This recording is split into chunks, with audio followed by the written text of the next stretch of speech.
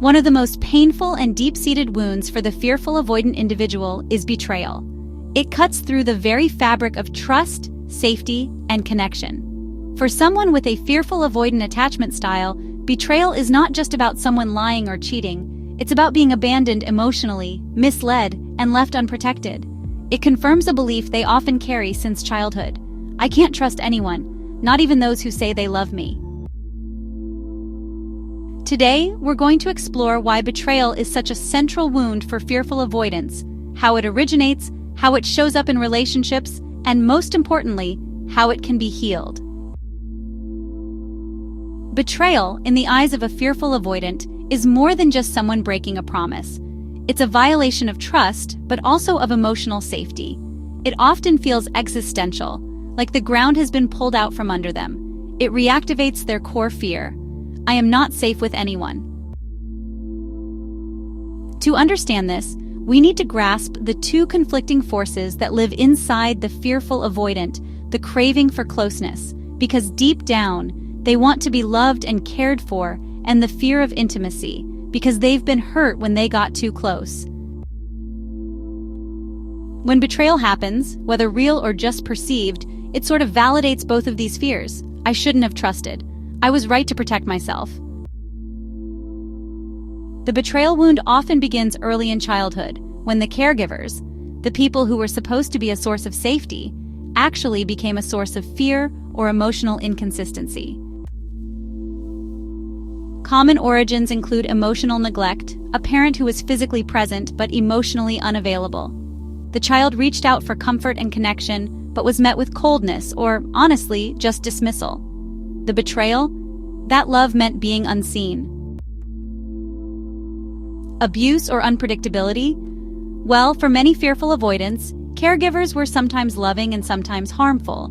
This created massive confusion.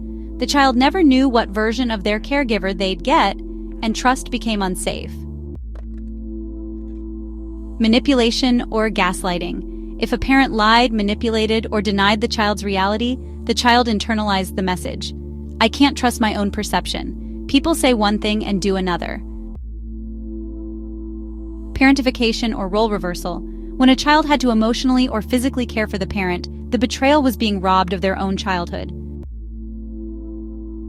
In all of these cases, the betrayal is not just personal, it's structural. The child's basic attachment needs weren't just unmet, they were twisted. The very people meant to protect and love them became a source of harm or confusion. So as adults, fearful avoidants are highly sensitive to any signs of betrayal, even if those signs are minor or imagined. Their nervous system is still wired to expect harm. In adult relationships, the betrayal wound can create chaos, both internally and interpersonally. Hypervigilance. Fearful avoidants are, constantly scanning for signs that someone might hurt them. A missed call, a vague tone, or even a postponed plan. Any of these can feel honestly like betrayal. They might find themselves thinking, are they losing interest or are they lying to me? And even, are they about to leave? Preemptive sabotage. If a relationship starts to feel, too good, fearful avoidants might unconsciously sabotage it. It's their way of saying, I'll leave before you betray me. They might pick fights, emotionally withdraw, or just seek out distractions. Pretty much anything to reduce that sense of vulnerability. Difficulty trusting positive intentions. Even when someone is genuinely kind or loving, fearful avoidants might, question the motive behind it. They expect there to be a catch. Thoughts like, they're only being nice because they want something, or this won't last. People always change are, unfortunately, pretty common. Push-pull dynamics, are really common here. Because of their internal conflict, they may cling tightly one moment and push the person away the next. This instability can confuse both partners, and it often stems from a deep fear. If I get too close, I'll be betrayed again. Now, sometimes fearful avoidants are drawn to people who mirror their early experiences. Partners who are hot and cold, inconsistent, or emotionally distant. On some level, it feels familiar, even if it's painful. And honestly, this often leads to re-traumatization. The betrayal wound doesn't just damage trust in others, it also shatters self-trust. Fearful avoidants may blame themselves for being betrayed. They question their intuition. Why didn't I see it coming? And they struggle with shame. I must be broken if people keep hurting me.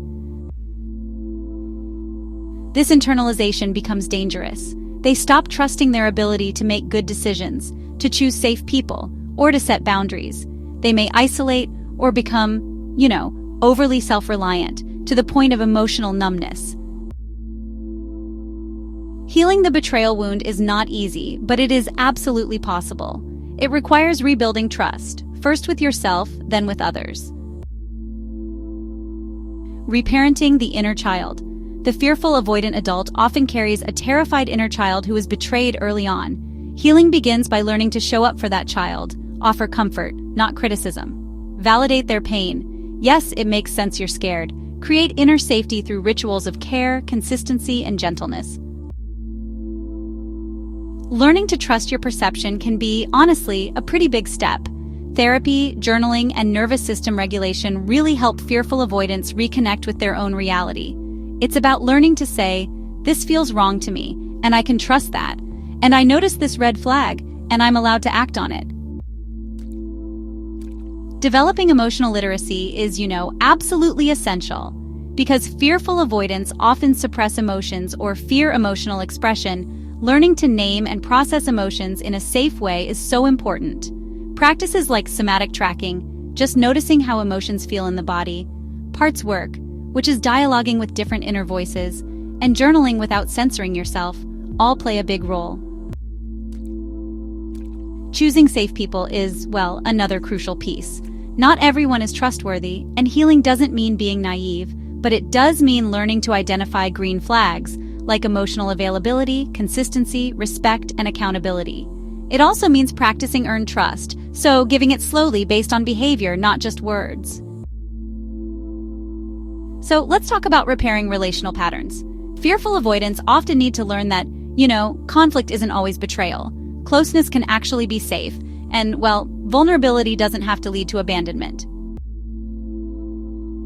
Forgiveness, but not forgetting. Forgiveness here doesn't mean excusing the harm done. It means, freeing yourself from the weight of it. It means saying, I deserved better, and I no longer carry the shame of what others did to me. The betrayal wound is real. It's not imagined. For fearful avoidance, it lives in the body, in the memory, and in the subconscious. But, it does not have to define the rest of their life. Healing is possible through awareness, compassion, and courageous work. When betrayal is transformed, it becomes the root of something beautiful: deep discernment, healthy boundaries, and the ability to form authentic, safe, loving connections.